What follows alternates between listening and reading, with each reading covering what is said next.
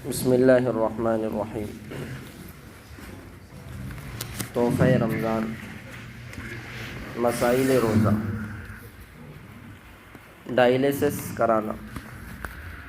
روزے کی حالت میں ڈائلیسس کے عمل سے روزہ نہیں ٹوٹے گا، کیونکہ اس عمل کا تعلق صرف خون کی صفائی سے ہے اور براہ راست پیٹ میں کوئی چیز داخل نہیں ہوتی۔ شامی۔ روزے میں وکس بام لگانا۔ نزلہ اور زکام کی وجہ سے پیشانی، گلے اور ناک سے باہر وکس بام لگانے سے روزہ نہیں ٹوٹتا، اس لیے کہ بام لگانے سے جسم کے مسامات کے ذریعے جسم کے اندر صرف اس کا اثر پہنچتا ہے، اصل بام داخل نہیں ہوتا ہے، اس لیے روزہ نہیں ٹوٹتا ہے۔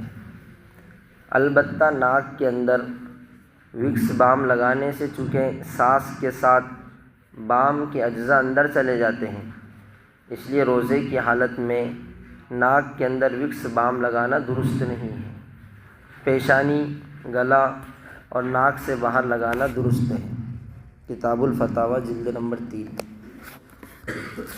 روزے کی حالت میں قے کا حکم۔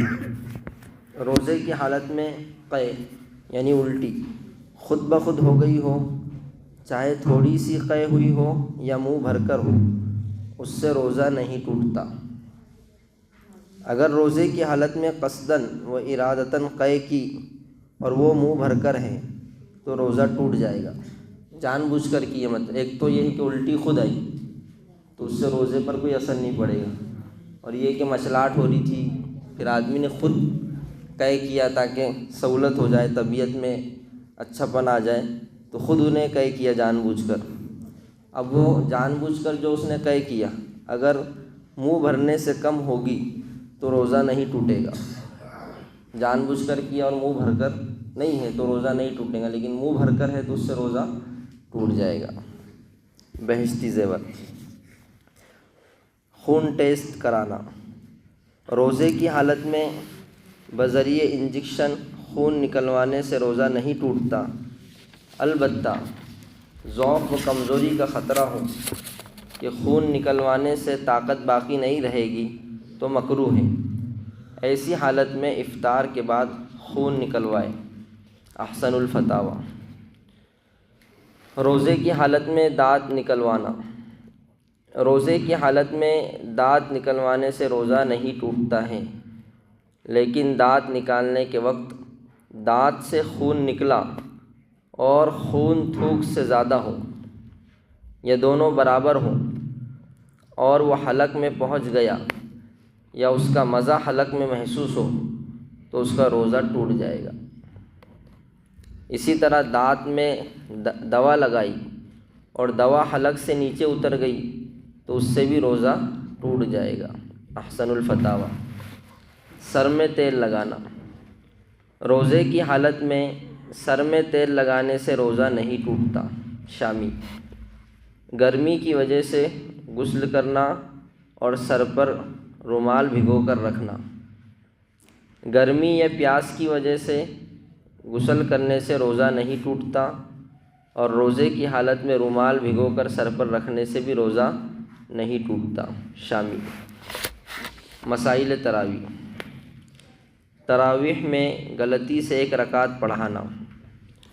تراویح میں غلطی سے 2 رکعت کے بجائے 1 ہی رکعت پڑھائی تو وہ 1 رکعت تراویح میں شمار نہ ہوگی، اور اس 1 رکعت میں جو قرآن پڑھا گیا ہے اس کو تراویح میں دہرایا جائے گا۔ محمود الفتاوی۔ تراویح میں 1 سلام سے 3 رکعتوں کا حکم۔ اگر تراویح میں 3 رکعتیں 1 سلام سے پڑھی مگر دوسری رکعت پر قاعدہ کر لیا تو 2 صحیح ہو گئی اور تیسری باطل ہو گئی۔ تیسری رکعت میں جو حصہ قرآن پڑھا ہے اسے دہرائے، اور اگر 1 سلام سے 3 رکعتیں پڑھی اور دوسری رکعت پر قاعدہ نہیں کیا تو تینوں رکعتیں باطل ہو گئی، ان میں پڑھا گیا قرآن دہرایا جائے گا۔ شامی۔ تراویح میں ایک سلام سے 4 رکعتوں کا حکم۔